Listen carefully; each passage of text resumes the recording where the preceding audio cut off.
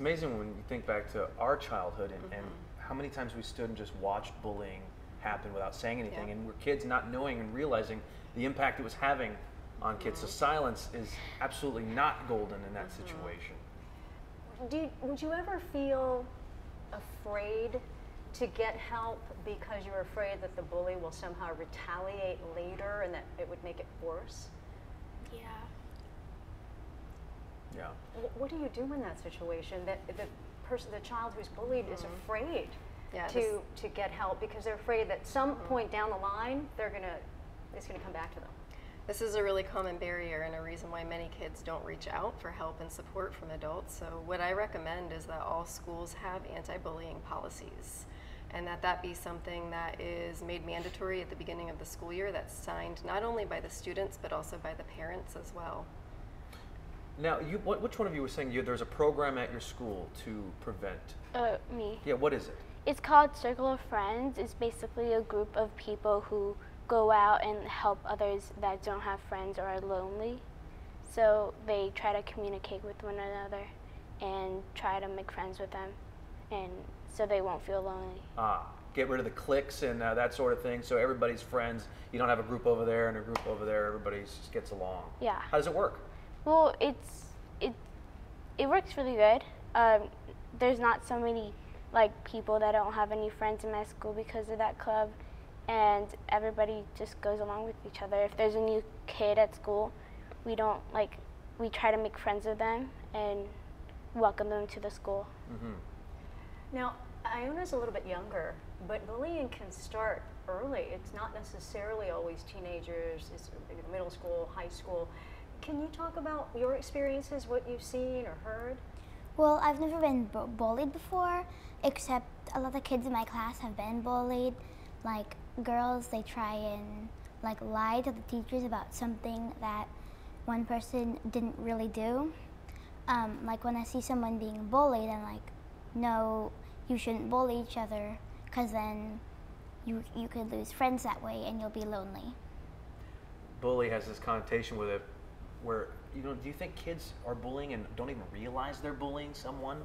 Absolutely. I treat children and adolescents that oftentimes do engage in bullying behavior, but they don't have any awareness that they're bullying until it's been brought to their attention. How important are parents in this equation? Because we've been talking about kids and peers as well as getting an adult, and usually that means a teacher or an administrator, but what about the parents and what's happening at home? Parents are absolutely critical. So both in the program that I work at Sharp Mesa Vista and in my private practice, I require the parents to participate in the treatment because parents are absolutely critical in reducing and eliminating this problem. Parents need to be armed with the skills to really address this issue head on, and also to teach their children and their teens how to communicate, how to be assertive, and also how to handle things appropriately with the schools when the situation escalates.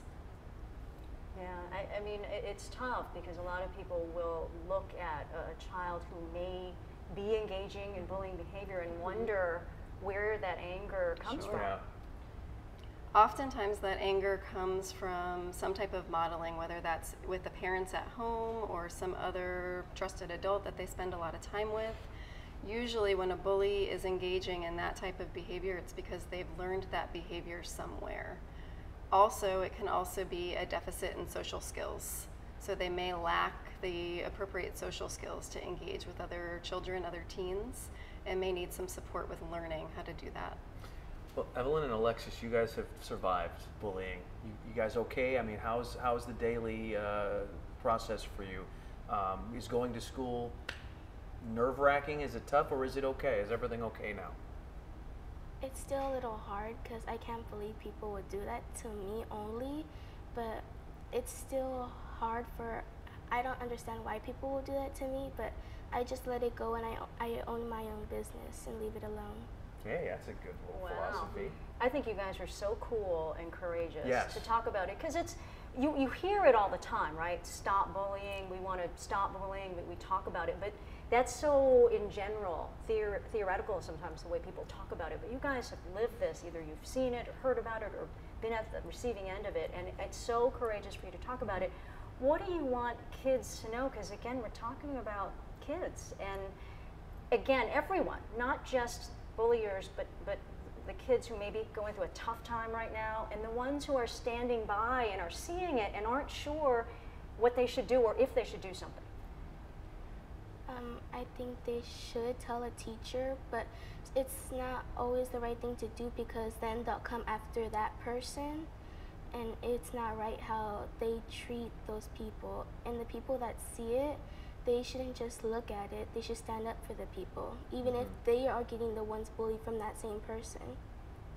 There is so much empowerment because, again, as pointed out, there are many more bystanders, really, many more of the crowd than they are the actors in this. And if they were to sort of come together, wouldn't they be able to do a lot? Absolutely. And I think schools can really benefit from having their administrators and their teachers trained in how to effectively support kids when they bring bullying concerns to their attention.